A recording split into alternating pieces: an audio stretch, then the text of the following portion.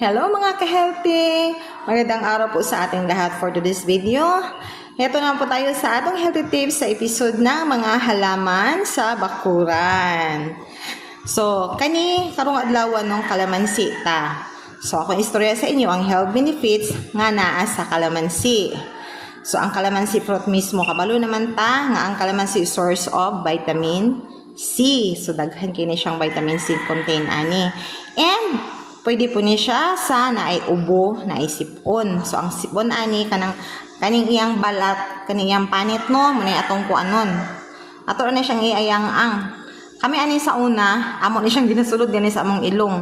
Kay tambal po ni siya sa sipon, kanang magklag imong nose. Then, tambal sa ubo. And, mubos po ni siya sa atong immune system. Naapod ni siya produce ni siya og collagen nga pampahamis, pangpaputi sa atong panit. So nice kaayo gyud ang kalamansi. So daghan kay na siyang gamit, di ba? Ibutang sa sudan, di ba? Ibutang sa kanang wakay suka kani imong ibutang. Dayon kung sa imong inununan kani, pwede ni humot kayo sa imong biko, sa imong binakaw of course. So yun ana ang kalamansi nga makatabang. And then para sa mga chubby mulos kuan ni siya help nga mo reduce ang imong cholesterol. Dayon makapaslim gyud ni siya, weight loss gyud ka kung sige ka consume og kalamansi, especially in the morning bitaw.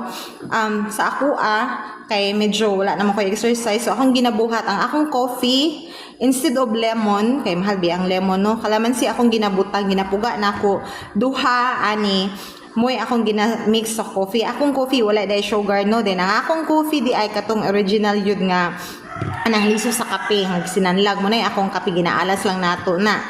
So kani akong ginabutang. So sa mga ganahang mo weight loss dara no, mo paniwang nga mabawasan gyud ang bilbil no, ang inyong buhaton kape lang sa buntag sa wa pa kay kaon, pogi og kalamansi mao imna straight gyud na.